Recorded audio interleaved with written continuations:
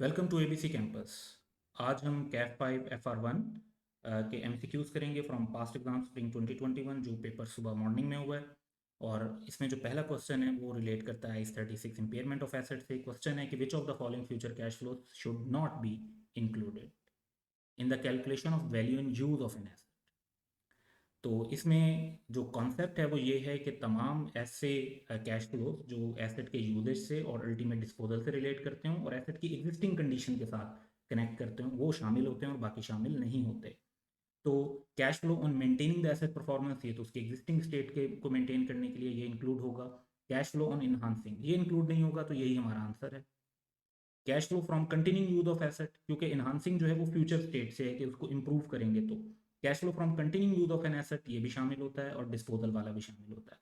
इसमें जो relevant reference बनता है वो IS 36 का पैरा 44 है, जो कहता है कि वो कैश फ्लो इंक्लूड नहीं होंगे जो इंप्रूविंग और इन्हांसिंग द एसेट परफॉर्मेंस से रिलेट करते हैं। So option B is the answer.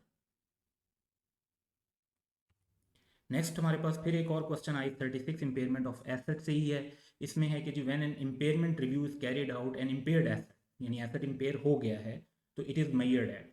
तो इसमें जो रेलिवेंट पैराग्राफ बनता है that is IS 36 para 59, which says कि जी रिकवरेबल अमाउंट पर आपने करना है जब वो लेस देन कैरिंग अमाउंट। तो इम्पेयर्ड हो गया है तो इसका मतलब है कि लेस देन कैरिंग अमाउंट ही है। अब यहाँ पर fair value less cost to sell भी है, वैल्यू इन यूज भी है, कॉस्ट भी है। कॉस्ट तो खैर बिल्कुल गलत है, क्योंकि एसेट अगर इम्पेयर ना होता तो कैरिंग अमाउंट पर शो होता रहता, और अब उसकी कैरिंग अमाउंट बन जाएगी उसकी रिकवरेबल अमाउंट। रिकवरेबल अमाउंट जो है वो मोस्ट अप्रोप्रिएट ऑप्शन है।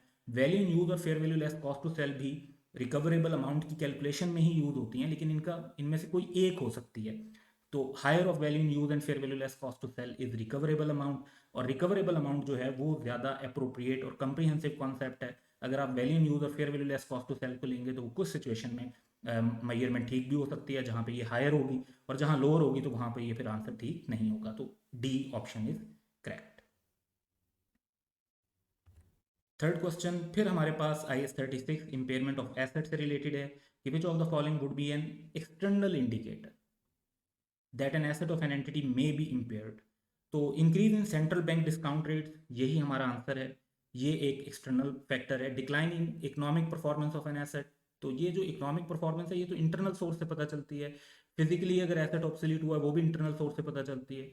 और अगर हमारे एसेट को रिस्ट्रक्चर करने का कोई प्लान है तो वो भी एंटिटी के इंटरनल सोर्स से पता चलता है। तो ये तीनों तो इंटरनल सोर्सेज हैं। क्वेश्चन ने स्पेसिफिकली एक्सटर्नल इंडिकेटर को पूछा हुआ था, तो उसका हम आंसर देंगे। और ये जो एक्सटर्नल इंडिकेटर्स और इंटरनल इंडिकेटर्स हैं ये IS 36 के पैरा 12 के अंदर मेंशन किए हुए हैं, जिसमें से जो हमारा इससे रिलेटेड है that is market interest rate और other market rates of return जो कि इम्पैक्ट करते हो डिस्काउंट रेट को।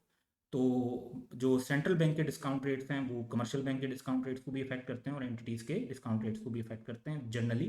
तो जो लाइकली टू इफेक्ट होगा उसी को हमने लेना था, और ये बाकी तीन तो एक्सटर्नल फैक्टर्स हैं ही नहीं। तो मोस्ट अप्रोप्रिएट आंसर जो है वो हमारे पास ए है। हमारा नेक्स्ट क्वेश्चन है कॉन्सेप्चुअल फ्रेमवर्क से कि which of the following is not a measurement base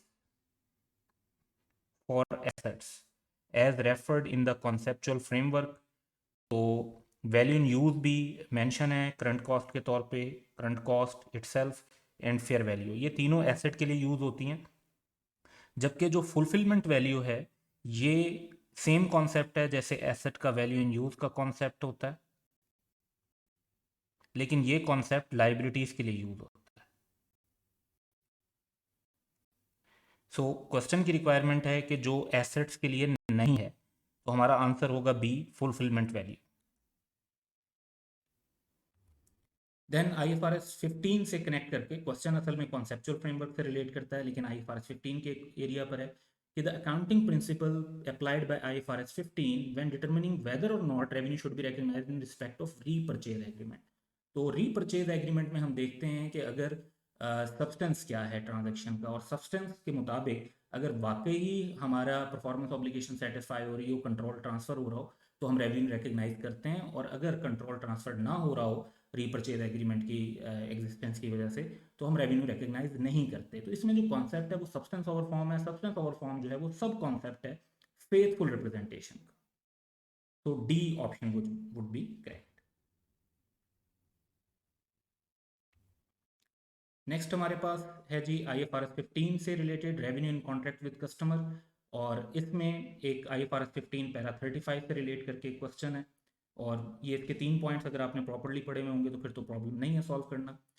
तो इसमें an entity recognise revenue over time. Over time के लिए जो पैरा 35 है वो कहता है कि कोई भी एक क्राइटेरिया इनमें से मीट हो जाए।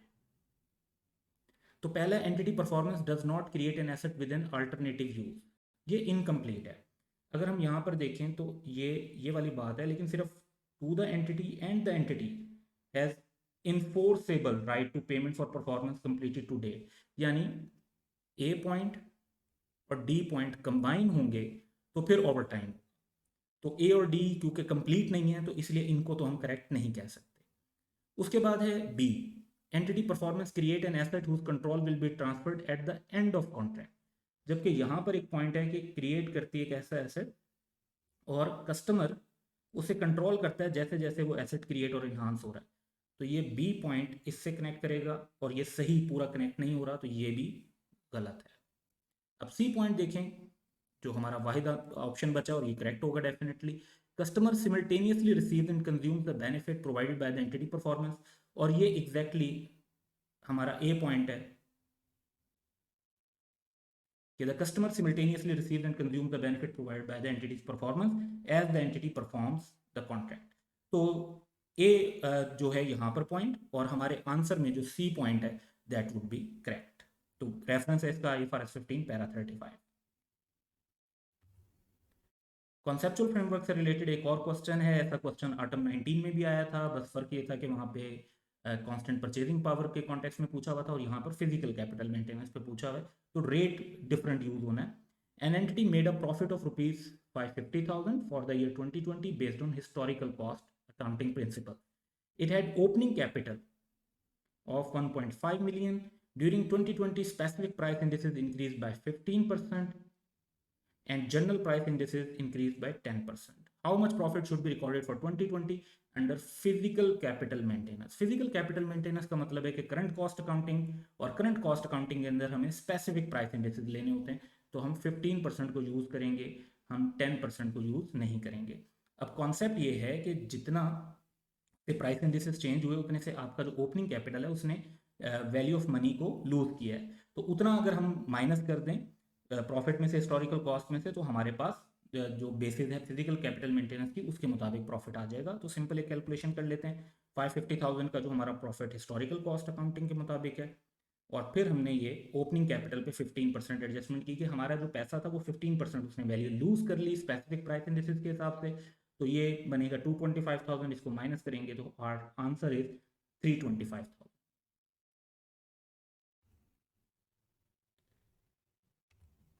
इसके बाद हमारे पास जो लास्ट क्वेश्चन है that is from statement of cash flows, और इसके अंदर इंटरप्रिटेशन का जो कॉन्सेप्ट है वो भी यूज हो रहा होगा। In order to survive in the long run a business must generate positive net cash flow from, क्या इन्वेस्टिंग एक्टिविटी से, ऑपरेटिंग से, फाइनेंसिंग से, या बोथ ए एंड बी? तो इसका आंसर जो बनता है वो बी बनता है। अब इसका आंसर ए या सी क्यों नहीं बनता, इसके ऊपर हम डिस्कस करेंगे। डी फिर ऑटोमेटिकली इनकरेक्ट हो जाएगा। ए, इन्वेस्टिंग एक्टिविटी में अगर आप कैश इनफ्लो जनरेट करते हैं, पॉजिटिव कैश फ्लो लेते हैं, तो इसका मतलब है कि आप अपने एसेट सेल कर रहे हैं, और एसेट सेल करके आप लॉन्ग टर्म में सर्वाइव नहीं कर सकते। इन्वेस्टिंग एक्टिविटी के अंदर तो उल्टा कम से कम हमारे इतने आउटफ्लोज होने चाहिए जिससे हमारे एसेट मेंटेन हो रहे हैं, यानी जितनी हमारी एसेट्स की डेप्रिसिएशन हो रही है, वेयर एंड टेयर हो रही है, वो आउटडेटेड हो रहे हैं, उसको कम से कम हम कवर अप कर रहे हों, और इतनी इन्वेस्टमेंट उसके अंदर आउटफ्लोज के फॉर्म में कर रहे हो, तो फिर ये समझ में आती है कि हमारा बिजनेस सस्टेन करेगा। और अगर हम उससे ज़्यादा कर रहे हो तो हम इसका मतलब है ग्रोथ की तरफ जा रहे हैं। सो इन्वेस्टिंग एक्टिविटीज़ जो है उसके अंदर तो आउटफ्लो होना एक पॉजिटिव साइन है कि एंटिटी ग्रो कर रही है, और जो है इनफ्लो होने का मतलब है आप अपने एसेट बेचते जा रहे हैं। फाइनेंसिंग एक्टिविटी का कॉन्सेप्ट ये है कि जब आप बिजनेस एक्सपेंड करते हैं तो जाहिर बात है शेयर इशू करते हैं या बैंक से लोन लेते हैं, तब इनफ्लो शो होता है, और जब आप आगे अपना बिजनेस रूटीन में चला रहे होते हैं तो आप उस लोन की पेमेंट कर रहे होते हैं, उन शेयर्स पर डिविडेंड पे कर रहे होते हैं, तो फिर बाद के अरसे में आप आउटफ्लो कर रहे होते हैं। तो इसके अंदर जो इनफ्लो है वो जो है लॉन्ग रन में सर्वाइव करने का मतलब, मुसलसल लोन लिए जा रहे हैं लिए जा रहे हैं, तो इसका मतलब है कि बिजनेस फिर जब ड्यू डेट्स आएंगी तो फिर बिजनेस सर्वाइव नहीं कर सकेगा। तो फाइनेंसिंग एक्टिविटी भी इनकरेक्ट आंसर है, करेक्ट ऑप्शन इज बी। सो ये हमारे MCQs थे. That's all for today. Have a good day.